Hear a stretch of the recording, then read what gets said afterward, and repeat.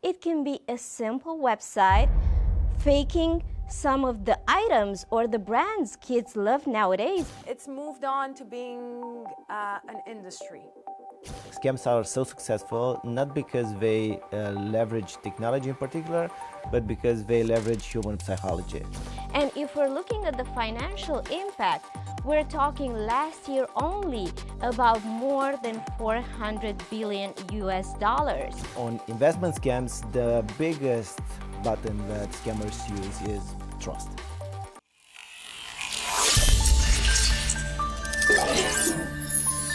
Well, welcome to this episode of Cybercrime from the Frontline. We're talking about where scammers meet the parents, and we are in season 3. It's fantastic to have you with us. And the reason we want to talk about this topic today is because every day scammers are meeting adults and stealing their hard-earned money. According to the FBI, adults 60 years and over have lost $4.8 billion to scammers during 2024 alone. Now, that is just the U.S. Think about adding the EU to that. Think about adding Canada, Australia, Asia. We don't really even know how big this problem is, but it is an epidemic. So it's fantastic to have you with us today as we talk about the key attacks that are underway against all of us. I mean, we're all targets.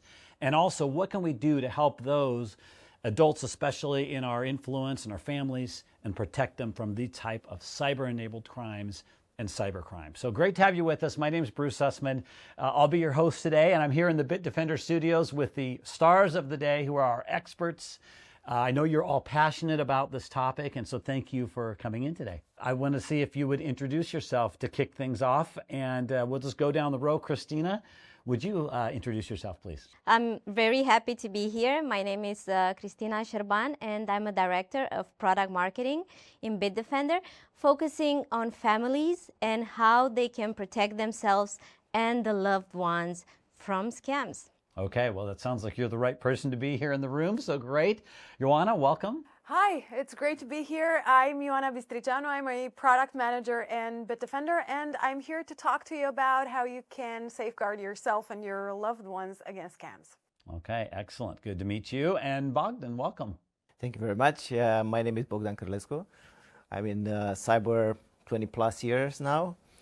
I'm leading product marketing and marketing intelligence at Bitdefender. I'm really passionate about helping people thrive in the online world without, let's say,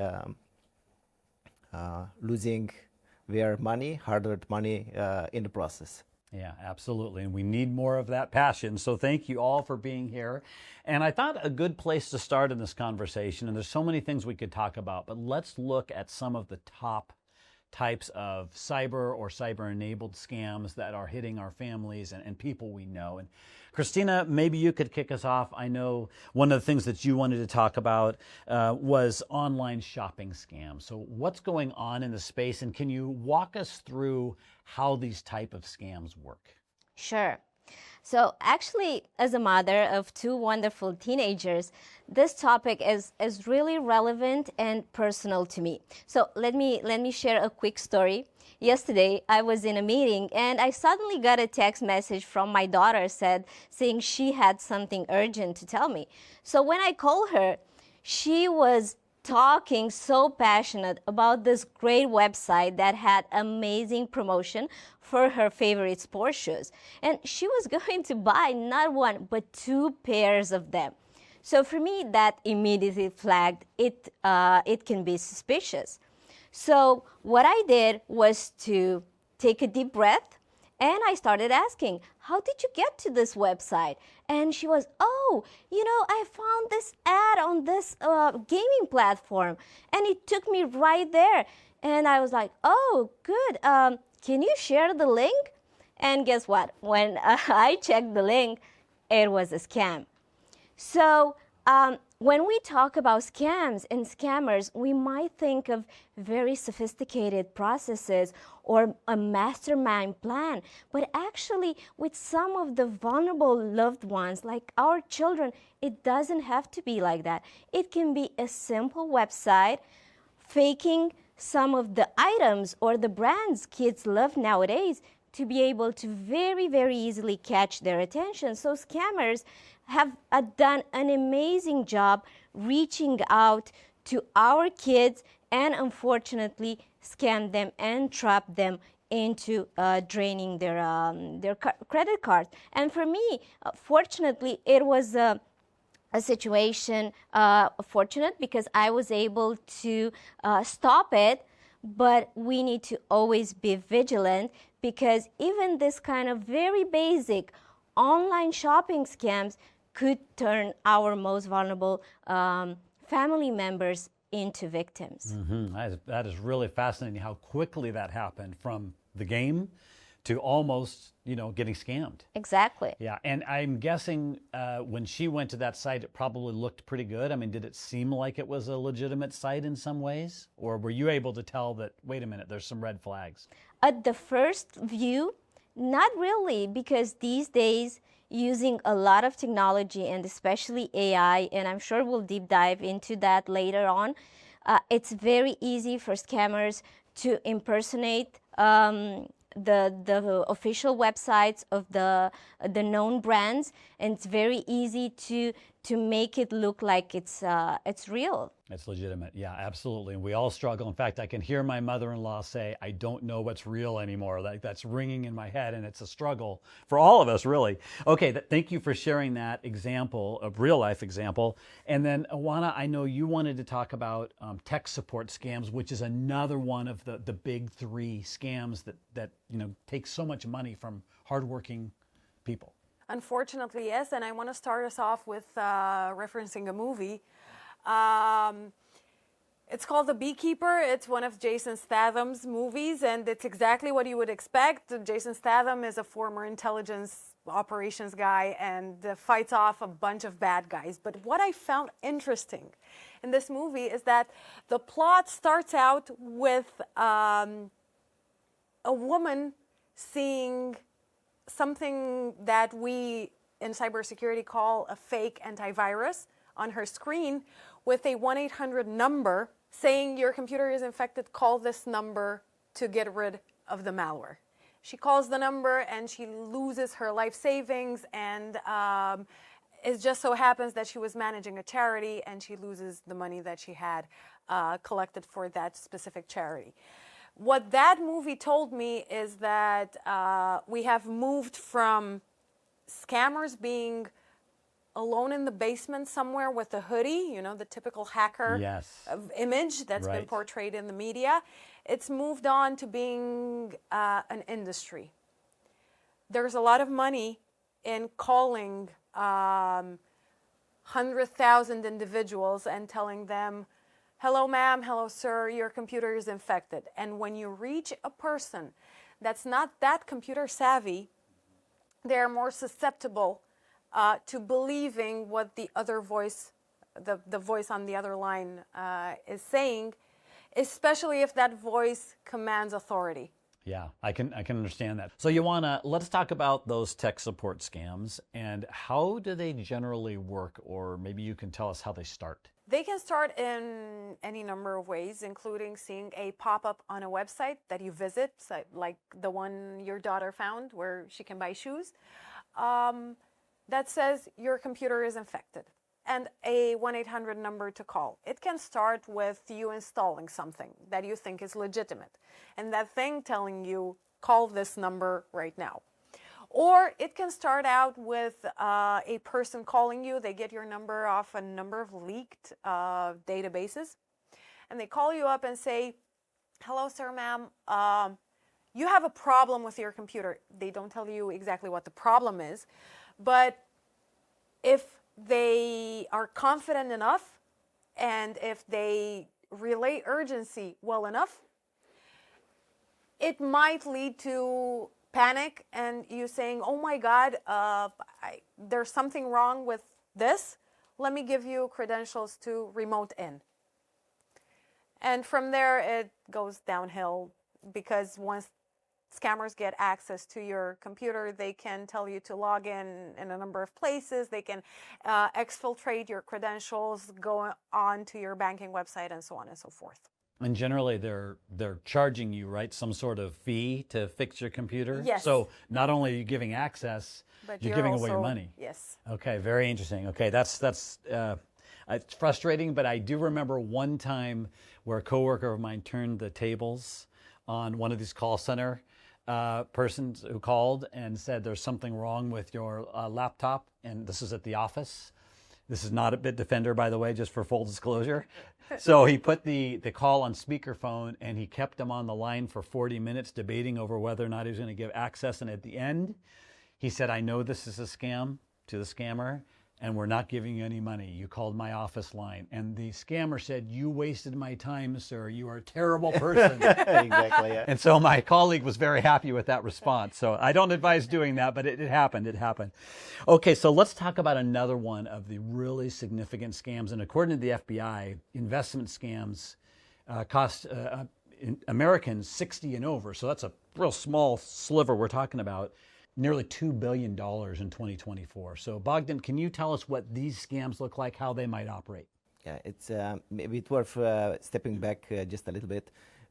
Even we are in a tech context and we talk about technology, but scams are so successful not because they leverage technology in particular, but because they leverage human psychology. And all of the scams that you just heard and my colleagues talked about, they push some psychological buttons, either urgency, either fear of missing out. On investment scams, the biggest button that scammers use is trust. And if it's something to talk about in an investment scam is how scammers are building trust with their victims and how they get them in a circle, in a cycle that they cannot get out or cannot easily get out. And that's usually the story of most of these investment scams. And as you said, they are the most damaging from financial perspective. If in, let's say, online shopping, you lose, I don't know, tens, hundreds of dollars, in an investment scam, you can lose tens of thousands or even hundreds of thousands. And these are not rare cases. I remember now a story about a person, an older adult, that met a woman on a social network. It was him initiating the conversation, which is not necessarily common, but in this case, that was the case. He liked the pictures, he liked the profile, he engaged with that person, and over time, and that's the main difference between investment scams and, let's say, other types of scams. These are taking long time. They are well paced.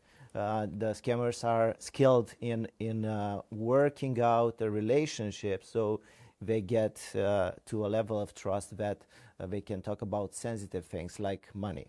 And in this particular case, the woman told this guy that she was an expert in the crypto investments, and she convinced him to move his investments from the stock market to obviously a fake platform that looked very legit.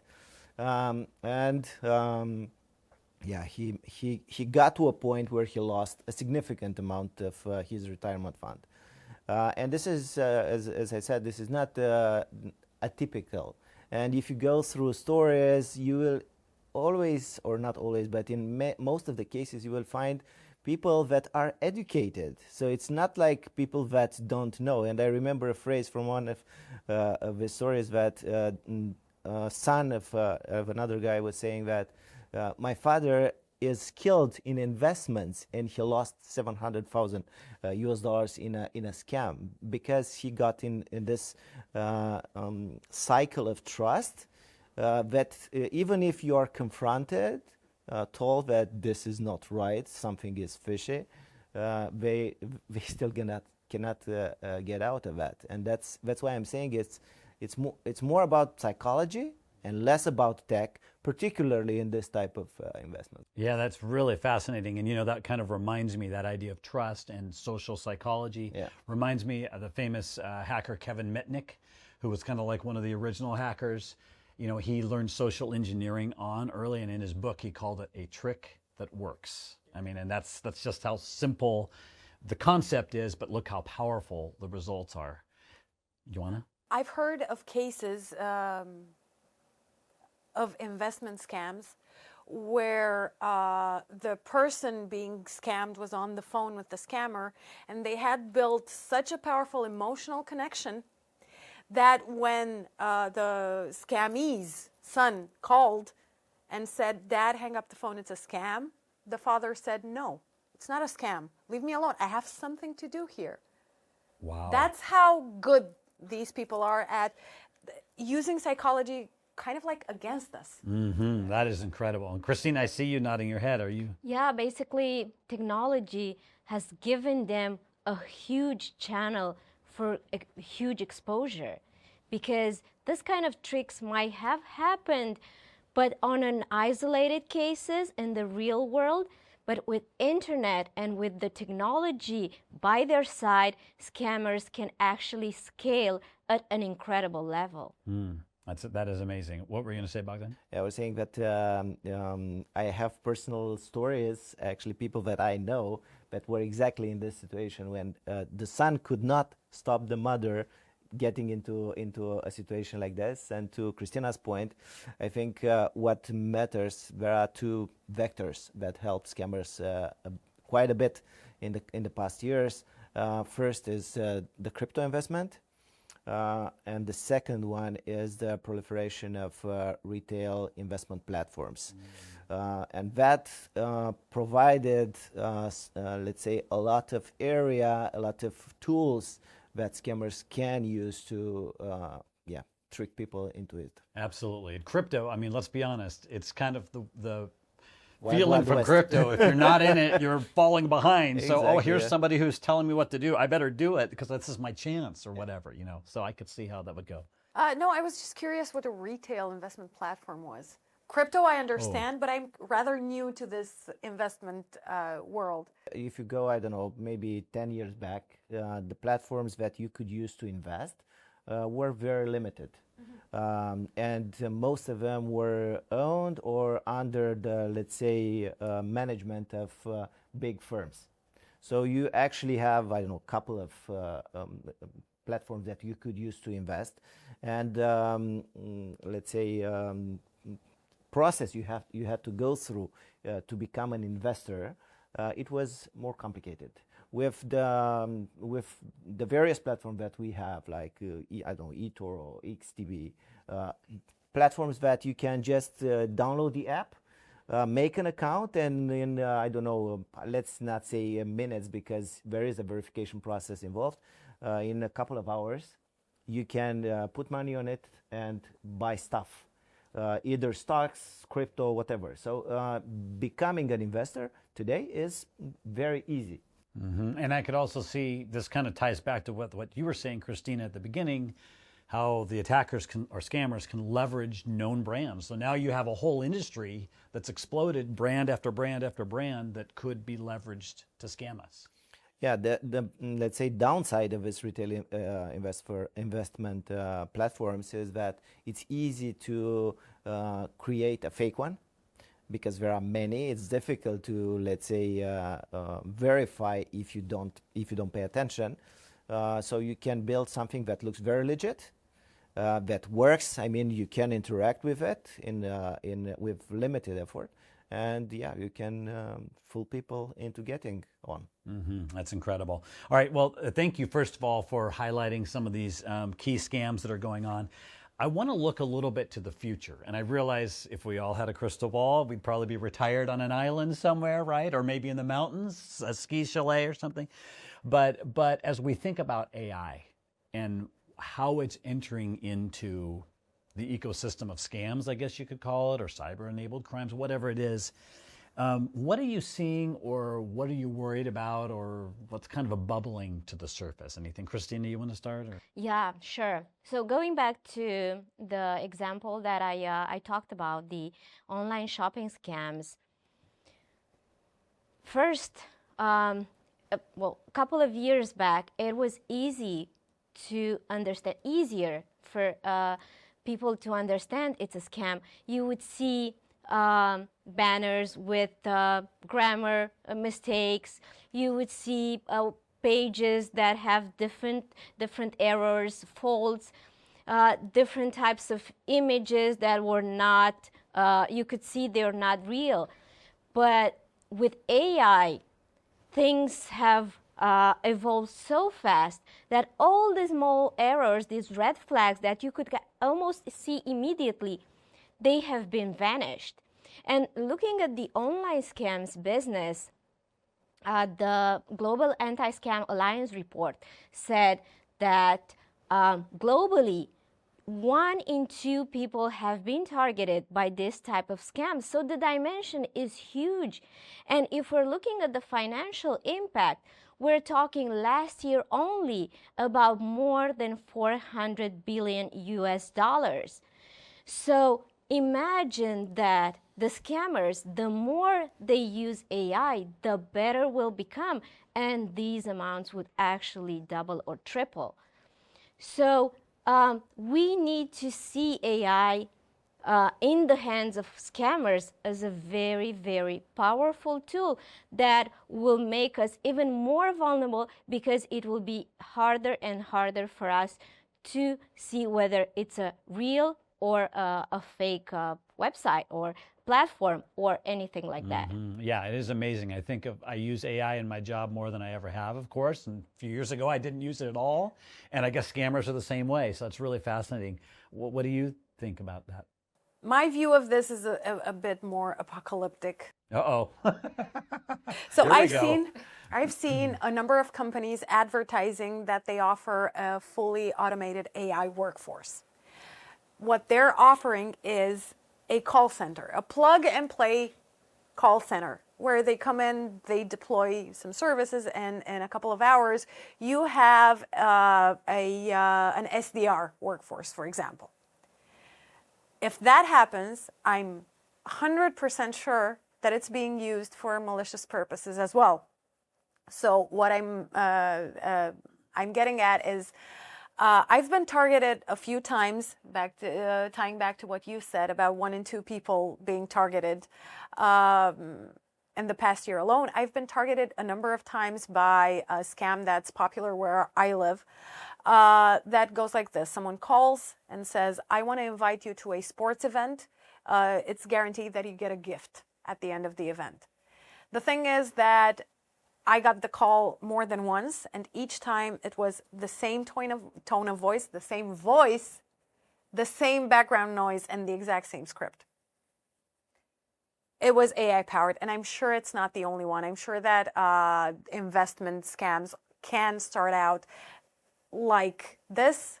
You get called in by an AI generated voice. You know, what I'm picturing is almost like you were talking earlier about the tech support scams. Now put that on hyperspeed. Yes. Where you have AI plugged into the whole operation. Yeah, that is frightening. Okay, that sounds apocalyptic. Thanks for the uplifting note. But we're in cybersecurity, so we're it's what used I'm to here it. for. Exactly. Okay, what do you think, Bogdan? I think my colleagues covered it pretty well. Scams, AI for scammers means personalization at scale. And let me give you an example from the investment area.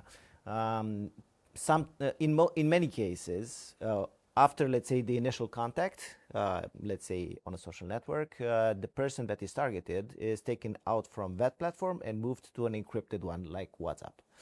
And what they do is to include the victim in a group that in many cases is formed out of bots.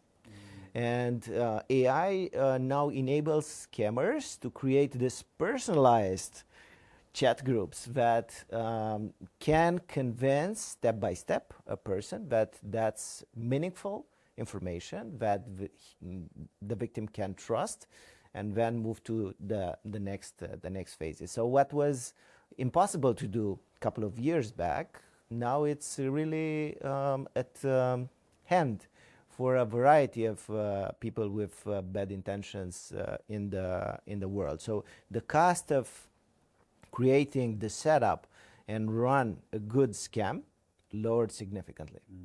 Okay, thank you for that view into the future. I know you'll be watching, and that's part of what you do, is track where things are going with these scams. So I want to ask now about the way things are as it stands, what can we do to help protect those we care about? And I'll just go down the line, and maybe Christina, start with you. Sure, sure. So yeah, things are bad, but on the other side, I think there is a lot of hope because there are a lot of governmental institutions, private companies, just like Bitdefender, for example, that are fighting and actively working against the cybercrime in general. And there are out there a lot of free tools that families and individuals globally can actually use to protect themselves.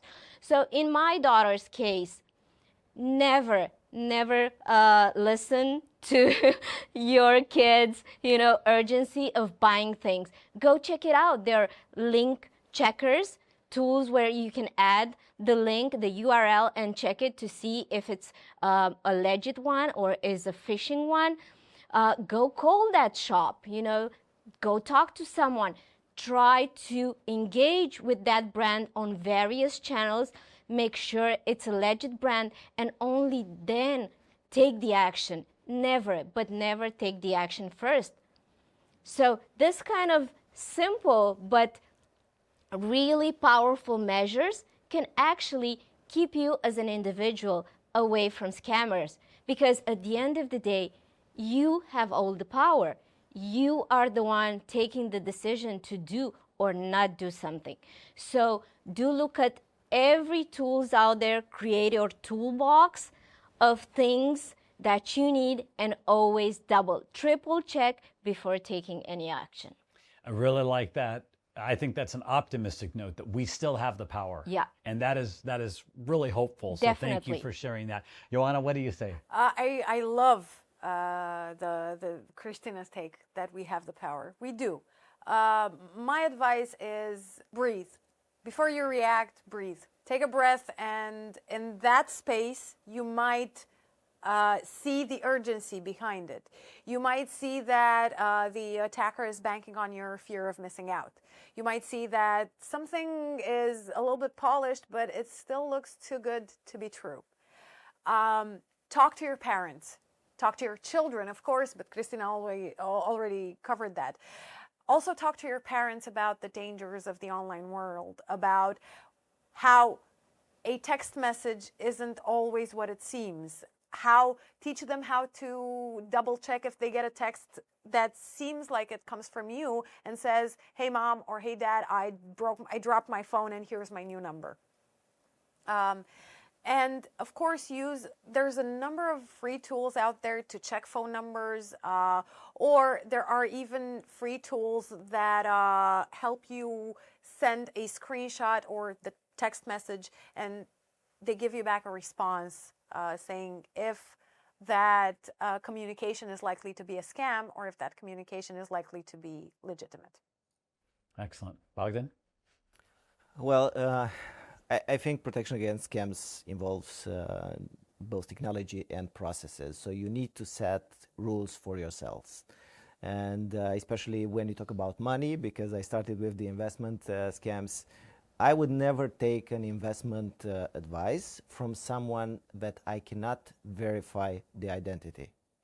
So if you cannot verify the identities in a way that is objective, don't do it. Don't trust. Especially if you are let's say moved to one-to-one channels, encrypted channels like WhatsApp or other communication tools. If you are drawn in this direction, most probably it's not something legit. Verify credentials. Don't transfer money for whatever reason, especially for verification purposes. Never do that.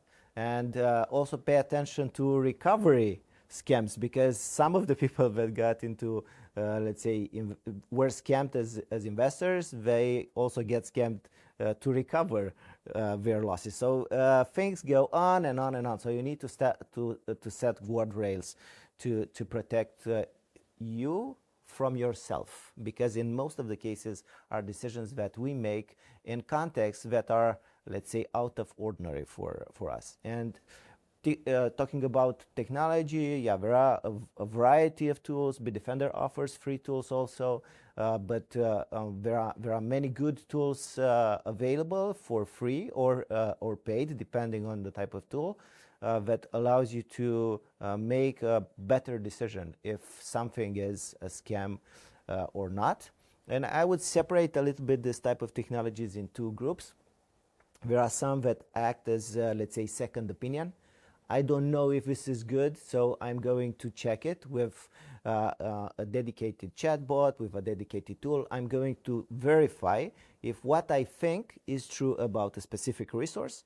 And there are tools that work in the background that are also very important, that are checking how what you do while you are browsing, what kind of emails you get, what kind of text you get. So there are a variety of tools that I don't know.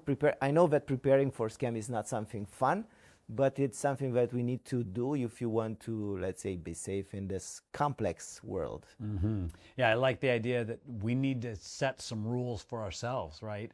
And the rules for when something unexpected happens, that phone call, that pop-up, what's our first reaction going to be? Take a breath, as you said, right? Okay, that is wonderful. I think we'll leave it there. And I want to say thank you to all three of you. Bogdan, Ioana, Christina, thank you so much for being here. Thank you. Thank you for having us. Yeah, great to have you. And I want to let you know that we have some resources for you in the links below. We'll put them down there. And from all of us on the Bitdefender team, thank you for joining us for this episode of Cybercrime from the Frontlines. We'll see you next time.